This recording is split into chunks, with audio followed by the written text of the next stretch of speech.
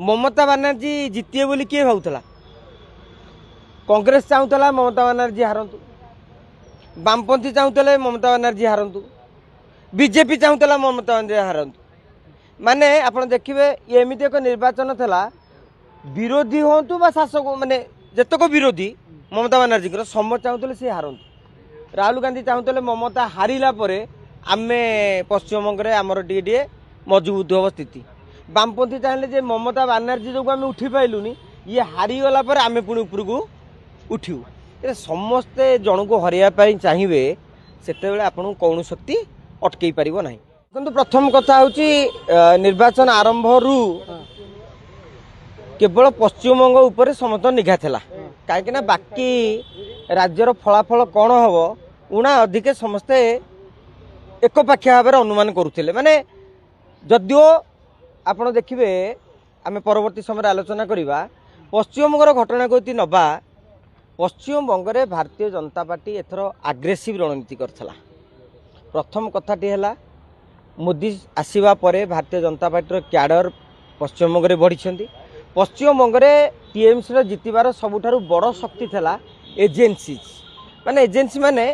आपण को यदि मुझे बुझेबी सेटा तार अर्थ जो माने कि कर्मी बा नेता नुहंती किंतु सेमान हाथ में भी 5,000 भोट अच्छी आप गाँ गहली भी देखिथे माने से गोटे ठिकादारटे होता से गोटे डिलरटे होता कि गोटे इन्फ्लुएंसर माने बिजनेसमैनटे होता से हाथ में भी 4,000 5,000 लाखा भोट थाए से सबुबले टीएमसी को समर्थन करमती पाखापाखि 1500 रु 1700 एजेन्सी को निर्वाचन पूर्वर भारतीय जनता पार्टी अटकई देथिला जेहेतु तांकर सेंट्रल टीम मुतयन होते अर्थात जो लोक हाथ में 5,000 भोट 2,000 भोट 3,000 भोट 1,200 भोट अच्छी से भाया लोक निर्वाचन मंडल हटई दिगला जहाँफल से स्कोप पाइबेनि ए भोट टी नहीं टीएमसी को मड़ेबार यहाँ हूँ सबुठार गुप्त रणनीति था से गुप्त रणनीतिर फल आज भारतीय जनता पार्टी पाई। एक द्वितीय कथाटी हूँ ममता बानर्जी जितिए बोली किए भावुला कांग्रेस चाहूला ममता बानर्जी हारतु वामपंथी चाहूले ममता बानर्जी हारतु बीजेपी चाहूला ममता बानर्जी हारतु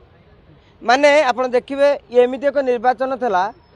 विरोधी हूँ बा शासक माने जतक विरोधी ममता बानर्जी समस्त चाहूले सी हारतु राहुल गांधी चाहूले ममता हारिला